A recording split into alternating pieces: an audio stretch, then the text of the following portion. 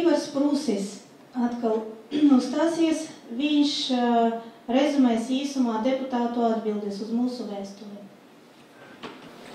Tātad īsumā par tās akcijas jautājumu deputātiem. Tātad rezultātiem, kādi viņi ir. Tātad īsumā atgādinu. Tātad tika uzdoti 4 jautājumi, uz kuriem bija jāatbild jā vai nē. Tātad nekāda cita atbilda, tikai vai nu jā vai nē. Tātad, un bija klāt pielikumi, kuros tika paskaidroti termini. Kur var kāds pateikt, ka viņš nesaprot, tātad, pieņemsim, kas ir bērnu seksualizācija. Tātad tur bija paskaidrots, kas ir bērnu seksualizācija, par to jau tika runāts.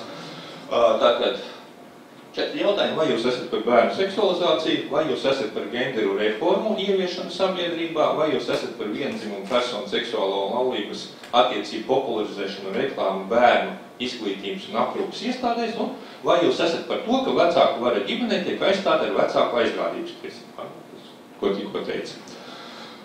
Tātad, katram deputātam tika aizsūtīta oficiāla vēstule ar šiem jautājumiem un paskaidrojošo tekstu, un tad bija norādīts, ka ir jāatbild tikai jā vai ne. Protams, var arī izplūst, kāpēc atbild jā, kāpēc nē, bet, vajag jā vai nē. Lūk, tā interesanti ir links, kur var apskatīties pilnu vēstules tekstu, kāds tika deputātiem aizsūtīts. Tā, īsumā kāda rezultāti? Tātad, manuprāt, kas ir tāds?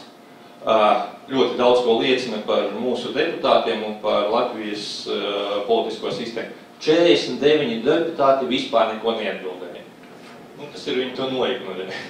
Kas ir, es uzskatu, ka likuma pārkāpums, jo ierēģiem ir jāatbild uz oficiālām vēstulēm, bet man saka, ka tur esot tagad pieņemts vesels lērums papildinājumu, ka viņi var locīties, bet, jebkurā gadījumā tas ļoti labi raksturo deputātu attieksmi.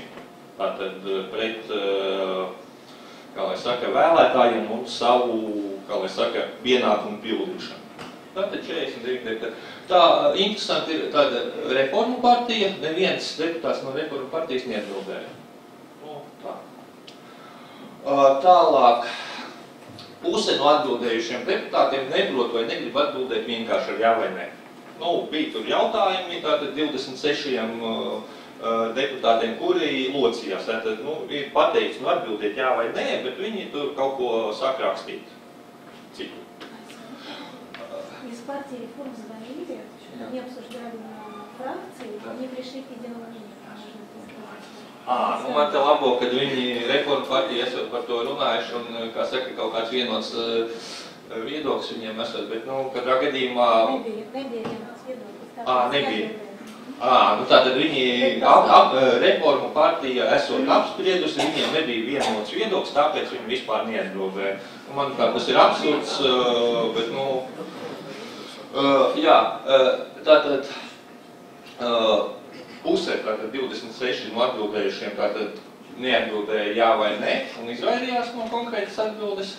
Un 25 deputāti atbildēja korekti. Tātad viņi vismaz atbildēt uz jā, jā vai nē, tātad prot, vai grib, tā. 24 deputāti uz visiem jautājumiem atbildēja nē. Cik tās atbildes ir patiesas un tā tālāk, te pēdējais, kad būs, tas ir apšaubām, bet vismaz viņi formāli atbildēja, 24 deputāti.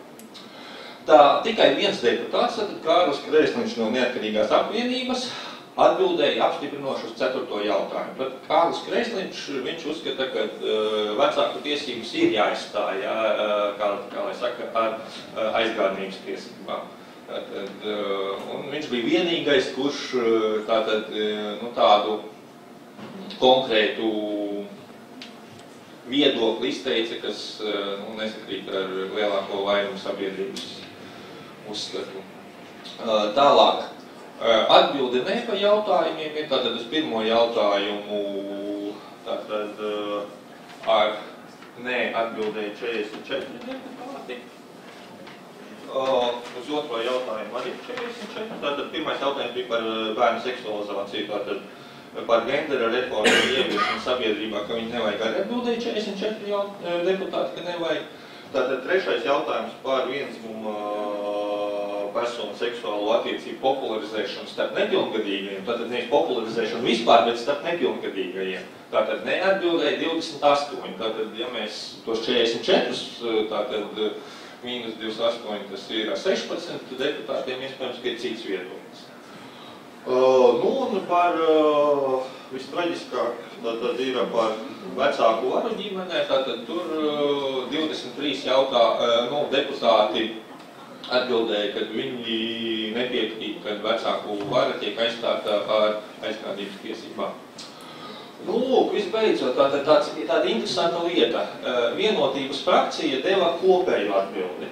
Tātad viņi neatbildēja katrs, bet deva kopīgu atbildi. Vienotības frakcijā ir arī Ilze Viņķele.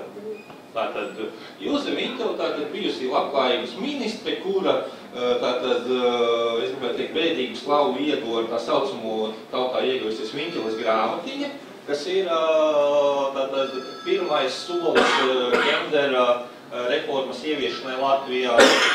Tātad viņa aktīvi to grāmatiņu virzīja, aizstāvēja, un arī nesen tagad ir uz Eiroparlamenta vēlēšanām viņa ir uzņēmusies klipiņā, kurā, kā lai saka, aizstāv šito te gendera teorijas ieviešanu. Tātad pēc šitās vienotās atbildes sanāk Ilze Viņķele esot pret gendera reformu. Nu, tātad no tām, vismaz es secinu, ka vienotības tā kopēja atbilde ir kaķim zem astes. Viņi vienkārši formāli atrakstījās uz, kā lai saka, puslīdz tādu, kā lai saka, populāru, kā populistisku, populāru viedokli, kā lai saka, paustu, ko pēc tam varētu arī vienkārši noignorēt. Un Ilze Viņķele to ignorēja jau tagad. Atklāt, viņa ignorēja iepriekš, ignorēja tagad. Bet, te sanāk, ka viņa ikā esot nē. Kaut arī praktiski jā. Nu, lūk, tā, un visas atbildes deputātu var, lūk, ir links, tur var, kā lai saka, apskatīties.